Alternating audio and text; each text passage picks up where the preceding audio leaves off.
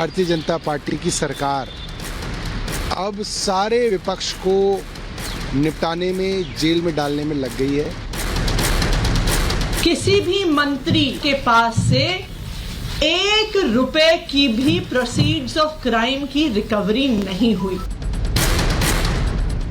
Rouse Avenue court से Delhi high court और Delhi high court से सुप्रीम कोर्ट तक रिलीफ के लिए अरविंद केजरीवाल और उनकी टीम गई और उन्हें रिलीफ नहीं मिला। विरोध प्रदर्शन,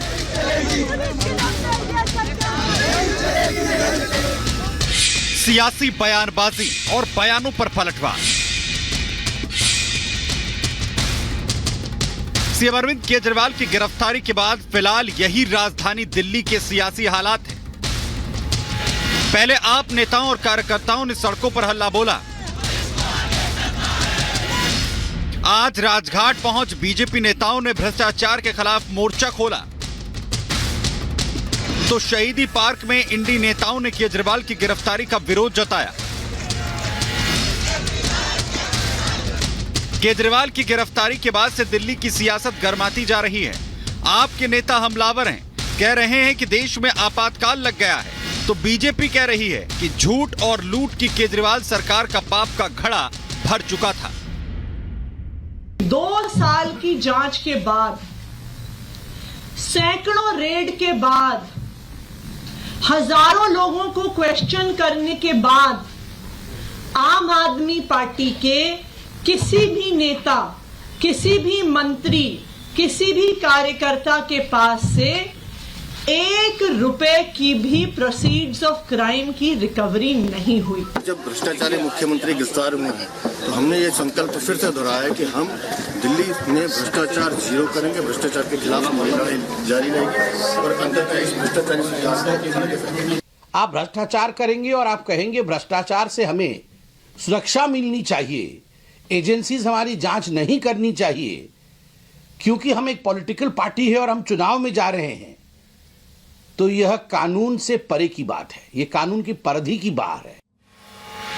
दोनों तरफ से बयानबाजी का दौर इस कदर हावी है कि सियासी उबाल का रूप लेते दिखाई दे रहा है। इसके पीछे बड़ी वजह लोकसभा चुनाव भी है। केजरीवाल की गिरफ्तारी ऐसे वक्त पर हुई है जब 24 के चुनाव की तारीखों का ऐलान हो चुका है और केजरीवाल न सिर्फ अपनी पार्टी के सबसे बड़े स्टार प्रचारक हैं, बल्कि इंडी अलायंस का हिस्सा भी हैं।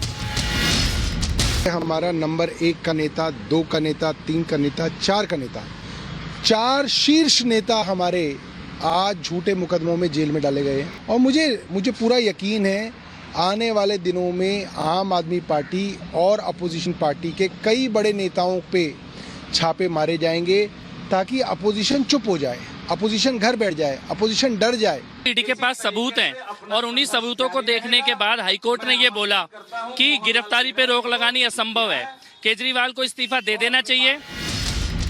खुद को कट्टर ईमानदारी का सर्टिफिकेट देने वाले केजरीवाल देश के पहले ऐसे सीएम हैं जिन्हें पद पर रहते गिरफ्तार किया गया है। आज से पहले कई नेताओं पर भ्रष्टाचार के आरोप लगे, लेकिन जब उनकी गिरफ्तारी का वक्त आया तो उन नेताओं ने पहले अपने पद से इस्तीफा दिया, लेकिन केजरीवाल अभी भी इस्तीफा नहीं देने पर अड़े हैं। ये वही अरविंद केजरीवाल हैं जो कहते थे कि अगर किसी राजनेता पर भ्रष्टाचार के आरोप लगे तो आरोप लगते ही उन्हें पद से इस्तीफा दे देना चाहिए, खुद जांच एजेंसियों के सामने पेश हो जाना चाहिए। Bureau report, Republic Bharat. वहीं दूसरी और एक और बड़ी खबर आपको बता दें कि आम आदमी पार्टी के विधायक गुलाब सिंह यादव के घर पर आज आईटी की टीम ने रेड की है। छापेमारी के दौरान माना जा रहा है कि कई सबूत वहां से मिल सकते हैं। आईटी की टीम पहुंची, आपको दिखाते हैं 1 मिनट की रिपोर्ट में। भ्रष्टाचार और घोटाले के मामले में आम आदमी पार्टी के नेताओं की मुश्किलें खत्म होने का नाम नहीं ले रही हैं। दिल्ली में आम आदमी पार्टी के एक और नेता और विधायक के ठिकाने पर इनकम टैक्स की रेड पड़ी। मटियाला से आप विधायक गुलाब सिंह यादव के ठिकानों पर इनकम टैक्स ने छापा मारा। आपको बता दें कि इससे पहले अक्टूबर 2016 में कथित जबरन वसूली के मामले में दिल्ली पुलिस ने गुलाब सिंह को गिरफ्तार किया था। तब वो गुजरात में आम आदमी पार्टी के प्रभारी थे। वहीं इस कार्रवाई के बाद आम आदमी पार्टी के नेता सौरभ भारद्वाज ने बीजेपी पर फिर निशाना साधा और कहा कि बीजेपी सरकार पूरे विपक्ष को जेल में डालना चाहती है। आने वाले दिनों में आम आदमी पार्टी और अपोजिशन पार्टी के कई बड़े नेताओं पे छापे मारे जाएंगे। आपको बता दें कि आईटी अधिकारियों ने गुलाब सिंह के कई ठिकानों पर ऐसे समय में छापा मारा है जब दिल्ली के मुख्यमंत्री अरविंद केजरीवाल के खिलाफ हुए एक्शन पर सियासी संग्राम छिड़ा हुआ है। Bureau report, Republic Bharat. और एक और अहम जानकारी आपको देते हैं और शराब घोटाला केस में ईडी की छापेमार कार्रवाई अभी भी चल रही है। हैदराबाद में के कविता के करीब ने छापेमार कार्रवाई की है। सूत्र ये कह रहे हैं, सूत्रों के हवाले से ये दावा किया जा रहा है कि हैदराबाद में ईडी की छापेमार कार्रवाई चल रही है और ये के कविता के करीबी बताए जा रहे हैं। और वहीं आपको बता दें कि आज ईडी की तरफ से के कविता की रिमांड बढ़ाने को लेकर के राज्य रेवेन्यू कोर्ट में सुनवाई हुई। 3 दिन की रिमांड भी के कविता की बढ़ा दी गई है।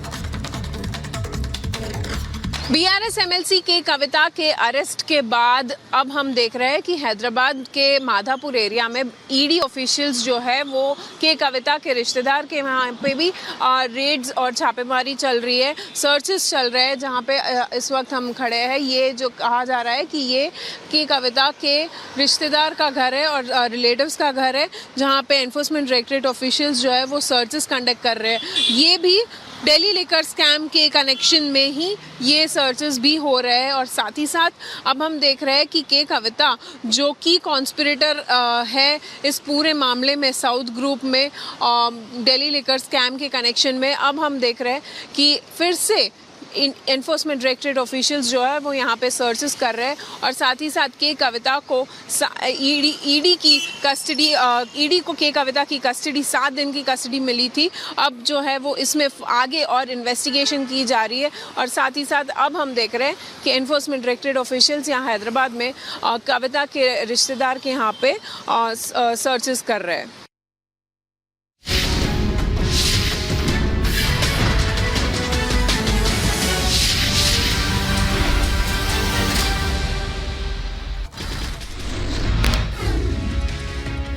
बीजेपी का केजरीवाल पर बड़ा हमला का अरविंद केजरीवाल कट्टर बेईमान चारा घोटाले वाले ने दिया इस्तीफा, ये भाग रहे हैं।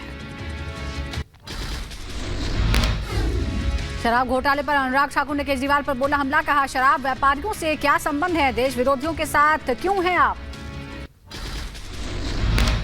दफ्तर सील करने पर सौरभ भारद्वाज का बयान, कहा हमने चुनाव आयोग से मांगा समय, चुनाव आयोग से करेंगे शिकायत, उम्मीद है कि निष्पक्ष रूप से ईसी करेगा कार्रवाई। शहजाद पूनावाला का केजरीवाल पर हमला, कहा आपको सत्ता का नशा है, ऐसा पहला उदाहरण है जहां जेल से चलेगी सरकार।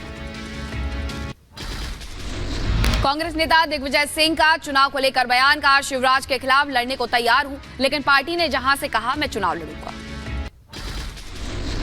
कर्नाटक में सीट बंटवारे पर बोले बीजेपी नेता सीएन अश्वत्थ नारायण, कहा हम सभी 28 सीटों पर जीतने जा रहे हैं, जेडीएस के समर्थन से बीजेपी 25 और बीजेपी के समर्थन से जेडीएस 3 सीटों पर चुनाव लड़ेगी।